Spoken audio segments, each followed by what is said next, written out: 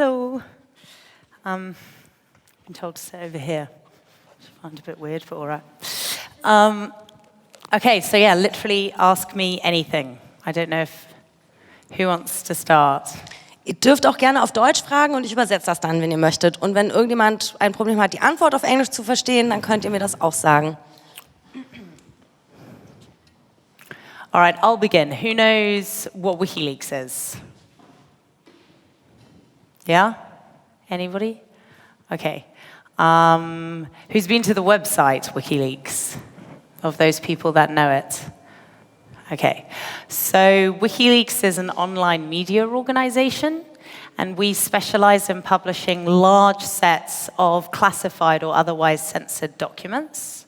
And so we work on the basis that people in power, governments, large corporations, are keeping things secret that they're doing wrong, that they don't want you to know about because they need to try and do something about it.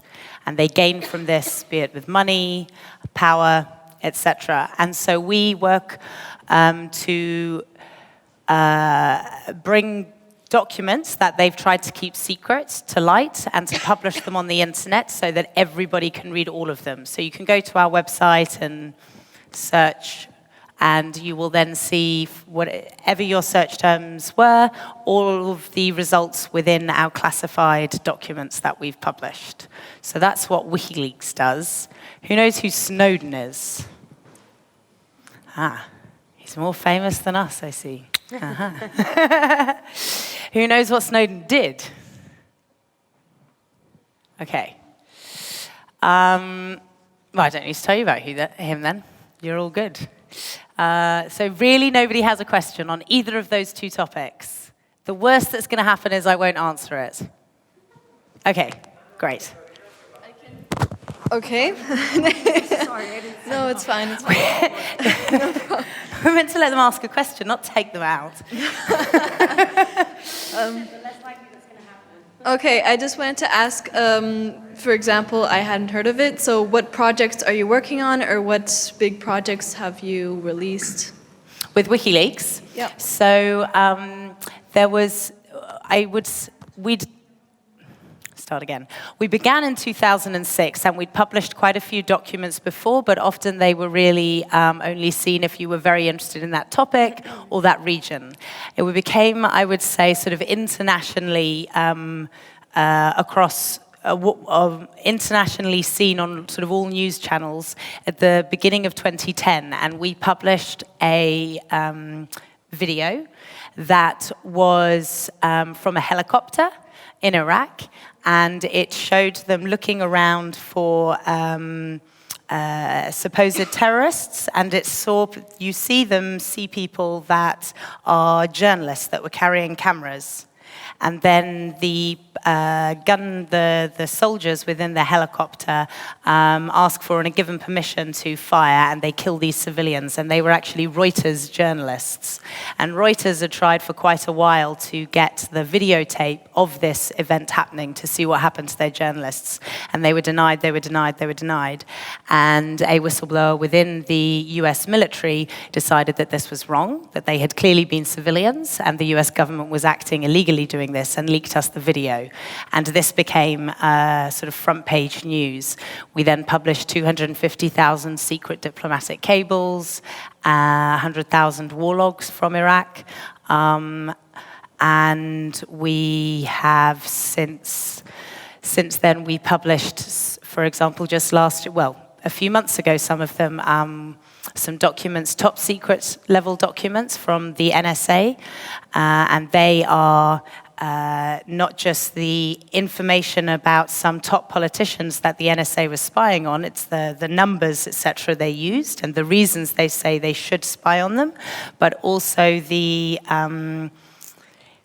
their own recordings or write-ups of the phone calls that they spied on. So it's literally Merkel calling up the president of France and having a conversation about the Eurozone and Greece, and the NSA listening to it and then writing up a little report on this is what Europe's talking about. So that's something that recently we published. So we've published over 8 million documents now we have online that are fully searchable on our site. and more coming up, but we don't talk about future releases for obvious reasons. I think somebody else had a... Yep. I don't know if you can answer it, but you said that someone from the government linked you the video. Do you need people like this in the government to send you those files, or do you get them on your own? Yeah, no, we work on the basis of anonymous whistleblowing.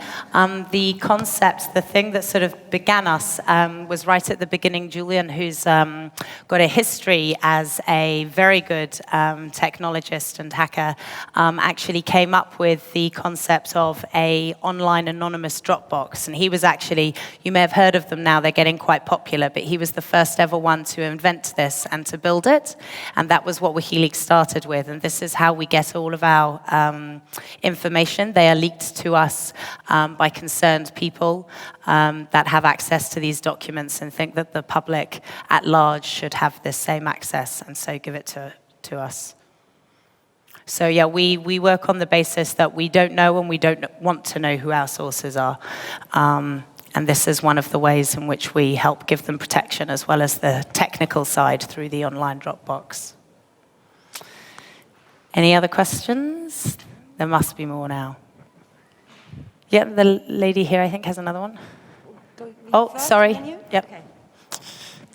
Ich sag's mal auf Deutsch, ob Sie schon mal schon mal falschen sozusagen Leaks aufgelaufen sind, die wo es dann später rauskam. Have you published information that turned out to be false? Good question.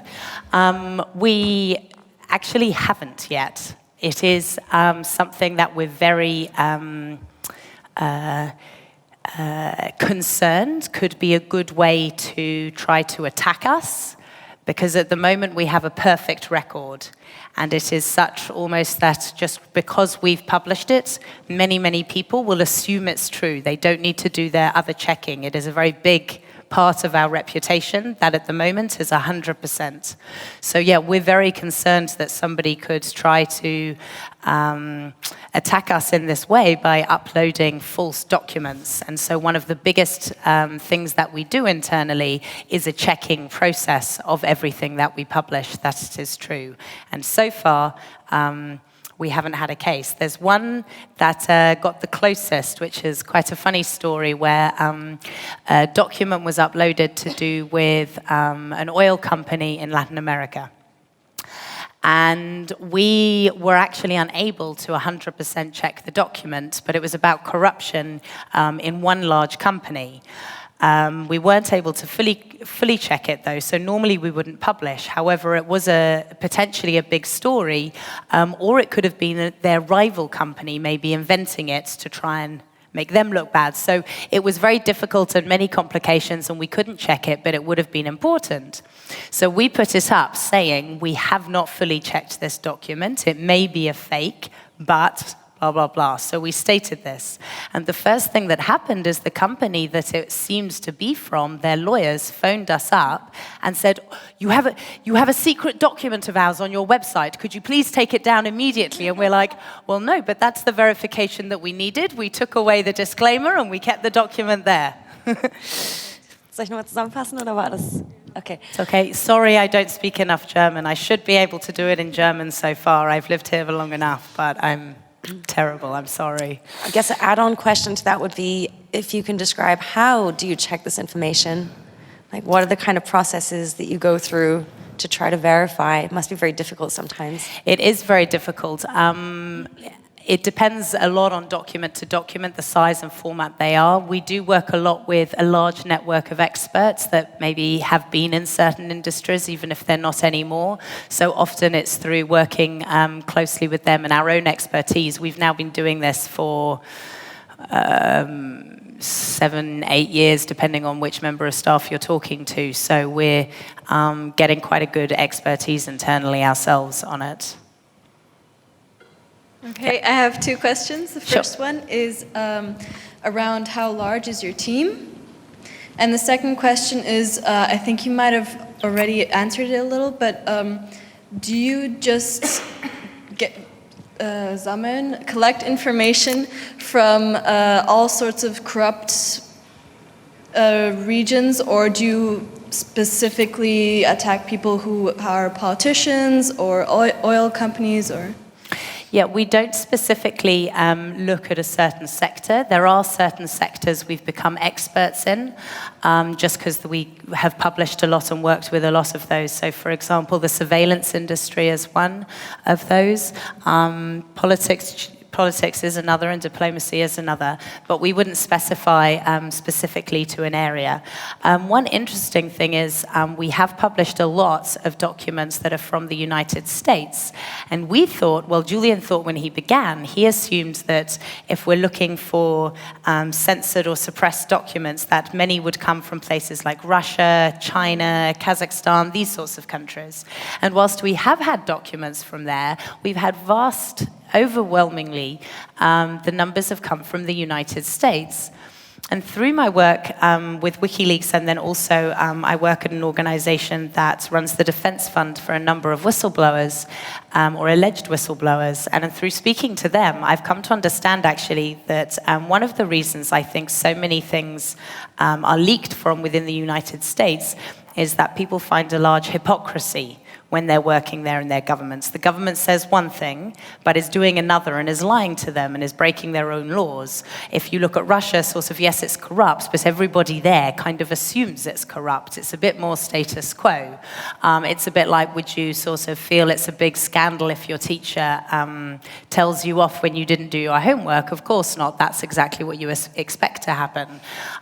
If your teacher starts to, lock you in your prison because you haven't done your homework, then this, that would be not what was expected, and not as, and would be completely hypocritical from how they're meant to look after you, and then this would be an outrage. So that was something that we hadn't expected, how much would come from supposed democracies and Western countries, as has. And then your first question was, what team size? How many members in your team? Yeah. Okay, so this is an interesting one, in that we don't actually talk about it for security reasons. Something that happened in 2010, when we started publishing all of these documents from the United States, is they got very, very angry.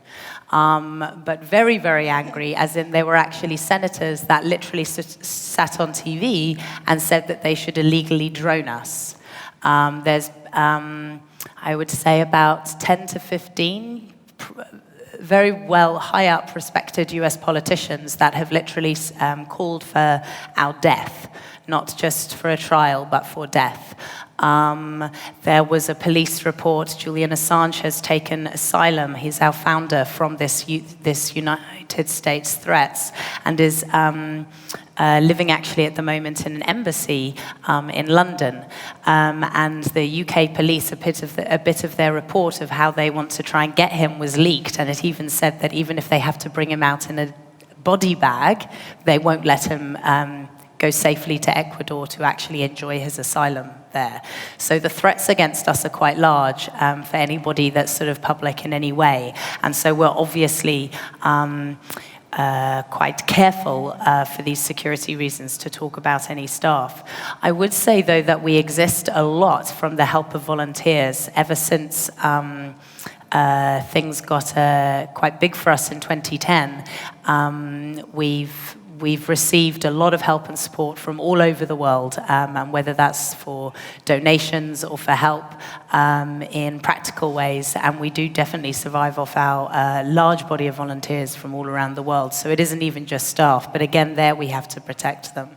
There was one of the things that happened in 2010 as well as these death threats was we got a banking blockade, where it actually turned out that a senator in the United States had a bit of a word with Visa and the credit card companies, and they stopped any donations coming to us, which is quite an extraordinary thing, seeing as you can donate for things like the Ku Klux Klan, you can buy weapons online with your MasterCard, but they decided that we were actually far more scary than those things.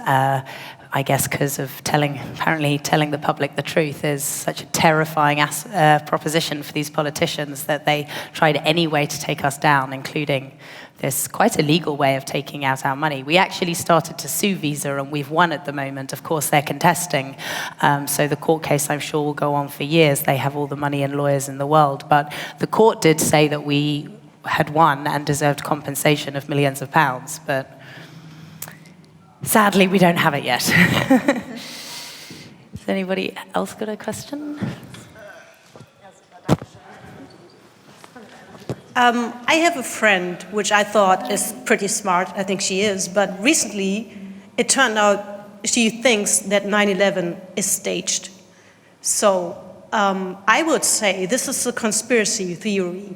But you as a journalist who usually reveal secrets like this, how do you explain to people the difference between a real secret and something that I think is a conspiracy theory, not more?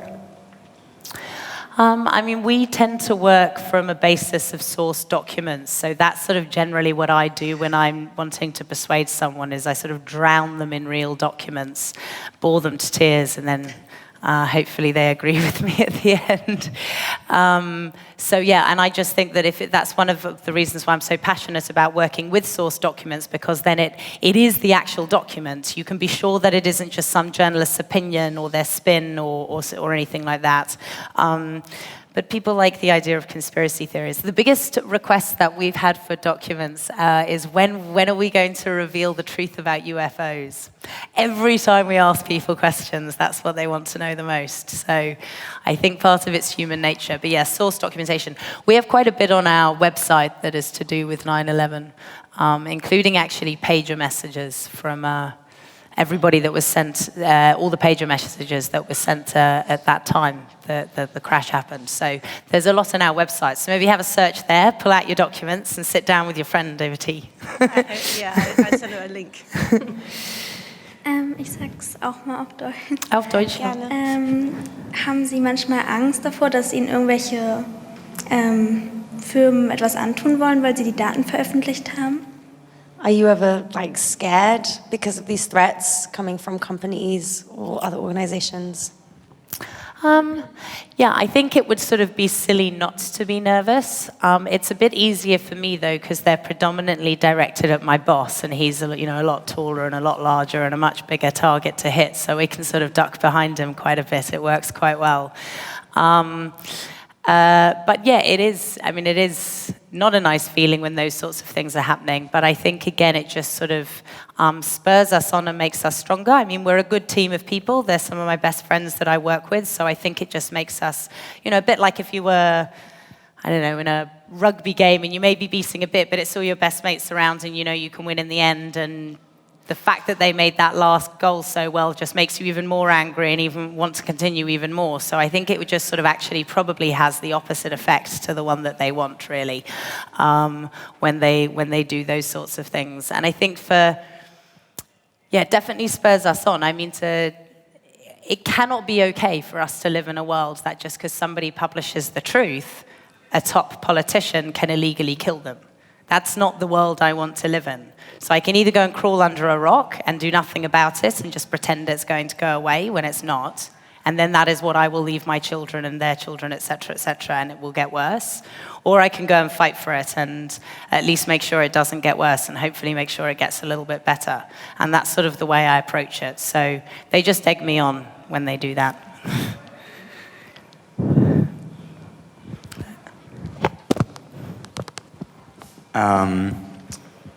How important is it, or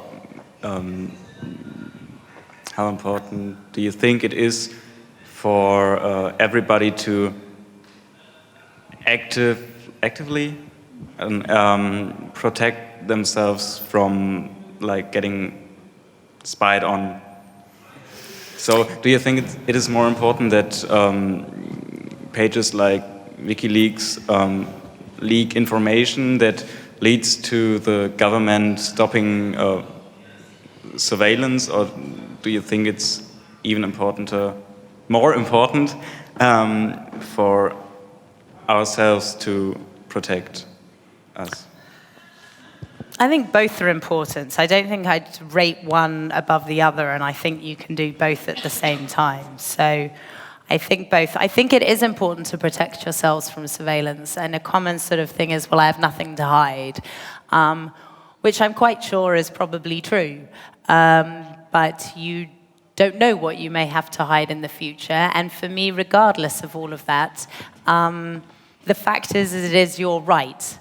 And I think that it should be important that we all try and protect our rights, otherwise we don't know what right they're going to try and take next. And there are a number of tools that are making it easier and easier to encrypt your communications. And whilst, of course, it's difficult to completely protect yourself, if not impossible, to completely protect yourself against the NSA, you can make it harder for just their mass surveillance, the sort of quick dragnet type of surveillance. You can make it a lot harder in reasonably easy ways. And the more we're all doing that, the less able they are in this sort of mass way to take away our rights. So I would say that it is very important that everybody, as soon as they can, starts to use some of those tools. There's easy ones to like encrypt your messages, for example, on your phone. But yeah, I don't think that one's necessarily more important than the other. I actually think they go hand in hand. WikiLeaks is, one of our phrases is transparency for the powerful and privacy for the rest of us. And so I think working on both at the same time is important. Yep. Do you get money any other way than by donations? No. Sadly not. And we keep our donations, the donors anonymous from us. Again, then we can't be influenced by one particular donor or another, and then also for their protection, that it's as unclear as possible exactly who's donating to us. But we can see the amounts that come in, and they're all just 10 and 20 euros. It's just a lot of them. I mean, we have a large amount of expenses, and it's been made difficult with the banking blockade, but it was actually nice to see those statistics, to just see how many just ordinary people it is, you know? We don't survive off one big grant or anything like that. We just survive off everybody in the public from all over the world wanting us to survive. More questions? Sorry. No, keep going. It's good. It's good. Okay. I would just like to know, what are your personal, okay, you've mentioned some, but are there any other personal reasons for you working at your job or how you came there? Well, how I came there is Julian pinched me from a friend of his I was working for. I'd been training to be an investigative journalist, and the reason was that I wanted to, I'd come from a science background, so I was very much into raw data and source documents. This was how I wanted to approach journalism, and I wanted with journalism to give people the power themselves, so to tell them the truthful story of what's actually happening, and then they would have the power. And while I was doing this training with somebody, a gentleman called Gavin McFadden, who runs the Centre for Investigative Journalism in London, which if anybody wants to get into journalism, is a great place to go and train. And he's very good friends with Julian, and me and a colleague, Julian was there in London for the Afghan war logs, and he said, oh, do you have a couple of good people that could help just over this period? And Gavin said that he did, and asked me and a colleague of mine, Joseph, if we wanted to help WikiLeaks for a couple of weeks. And it's sort of 6 years later, and poor Gavin still doesn't have us back. But yeah, so to me, WikiLeaks brought in all of these sorts of aspects that I had thought were important, and they kind of just miraculously existed in one organization. I also kind of a bit of an adrenaline junkie, so it has a lot of excitement too. So sort of suits me perfectly from that. So is it, I'm going to rephrase in a cheesy way, you know, when you have an idea of yourself and who you're going to be when you're grown up and what you want to do when you get there, do you lean back sometimes thinking, yes, this is kind of what I thought what would happen, or do you lean back thinking, how did I get here? Generally, it's along the lines of what I thought, but it's definitely crazier than I sort of thought, ever imagined that it could be. That's definitely for sure. I mean, I've lived in an airport for a month now. That's definitely something that I never thought I'd do in my life. Had the United States government, like, try to, you know, say they want to kill me and my friends. That I didn't think would happen. So we helped stop a war. We helped start a revolution. I didn't think that our work would be that impactful. So yeah, along these lines, but never quite to the craziness that it is. Are there more questions? I think we should have a question for you guys at the end as well, but yeah, yours first. How would you describe your job? Would you say you're a journalist, or in the description you do a lot of things, and how would it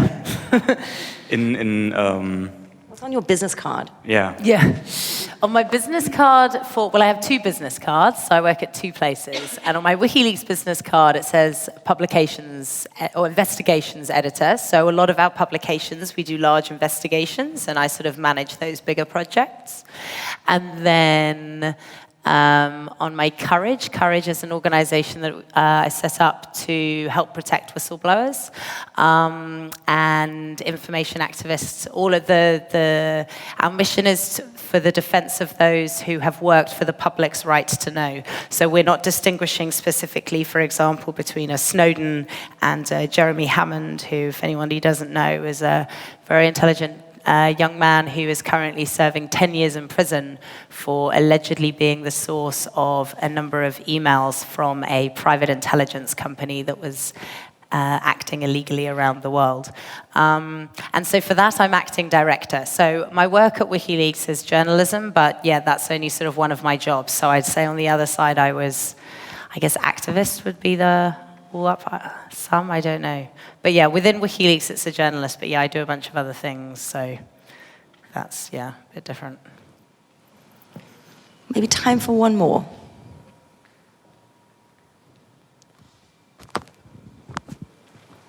Could you tell a story of personal consequences of doing this work? A story of the personal consequences.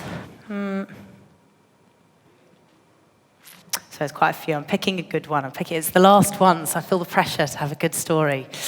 Do you want to think about it for a moment? Oh, and in the meantime, yeah, go on. So, what chat services do you use? I'm guessing we see WhatsApp behind us. Everybody uses WhatsApp. Snapchat. Anybody use Signal? You don't count. I don't think you count, Katharina. So since all of you came here, have any of you thought about encrypted communication services? And does it matter to you that WhatsApp is now using technology that also has end-to-end encryption? Like, who knew that? Okay, that made the media big. So is there anybody who'd like to share maybe if that's a thing for you or if it's not a thing for you?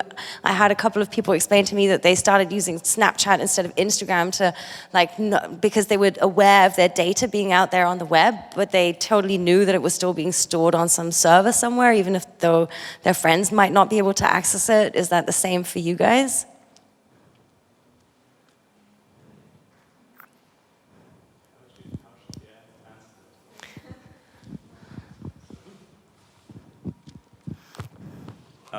I'm just not sure how to answer that, because I don't encrypt my messages or my data, but I'm aware of where it is and that a lot of people have access to these data, to my data, and especially people I don't know and I not want to have access to them. So I know what's happening with my data, but I don't encrypt it either, which is bad, but yeah. And is this something that you've discussed? Like, has any of this come up ever in like school or at home or in a situation like that? Thanks. I work at this educational center, and we talk a lot about sort of the media usage in the youth today. And the thing is that you can still control what you put on the internet. I mean, sure, your messages on Facebook and everything you can't, but the thing is that if you know that, then you can put like a controlled version of yourself. So you can put on an image that doesn't necessarily have to reflect who you are as a person. So technically, if someone were to find the things that you put on the internet, then it wouldn't necessarily be an Ausbeutung of your own self. Okay. Did that give you enough, or no? Okay. Did that give you enough time to think about it? Yep. Okay. All right then. Back over to you. Okay, great. So I'm going to tell you about a Christmas present that I got from Google. So one morning, it was literally the morning of Christmas Eve, and 2015. And I checked my Google email account, which I barely use, and I'd say I check maybe once every 3 or 4 months.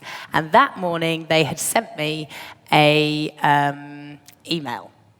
And they were informing me that 2 years before, the United States government had subpoenaed all of my Google accounts, any emails I may have sent, any accounts I may have with them, even my deleted emails. And the US government had been given a copy of those. And the US government had also told Google that they were not allowed to tell me. So this had gone on 2 years previously. And I was none the wiser. And the most annoying thing about it was that this was a personal email account that I had used years before, and I had barely used it now, and it was because I had now come to understand the close relationship with Google and the US government, and how easy it would have been for the government to get my emails. And as it turns out, it was very, very easy. And it was all done in secret for me. So that was one of the personal consequences. All of my personal emails are now with the US government, and that was the account that I'd had for years.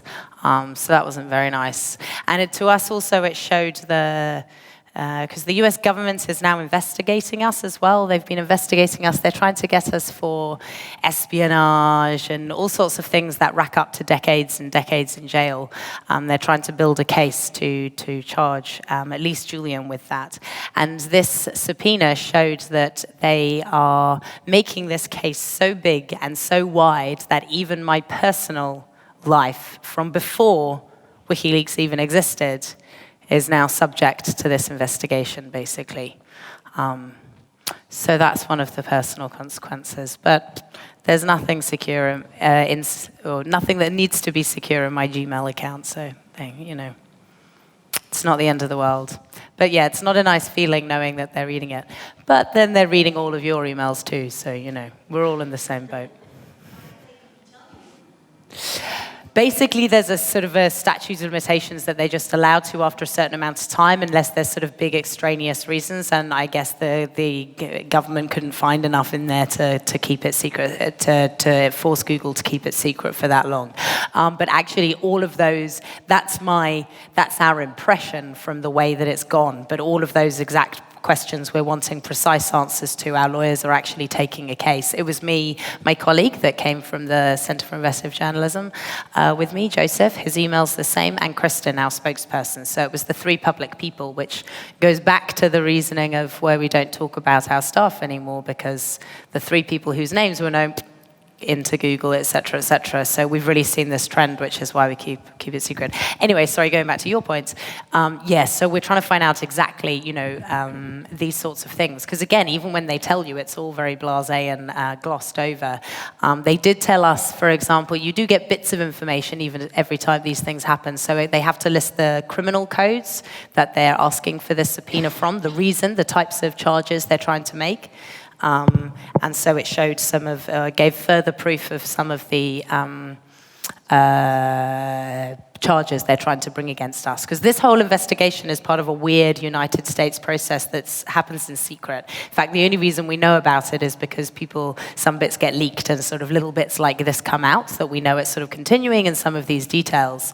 So it becomes interesting to us in that way to find out exactly what's going on. But I mean, that's a bit crazy, no? That there's tens of them meet every single day trying to make a small group of us, for espionage, and we're not even meant to know what's going on, let alone being able to, argue anything in it. So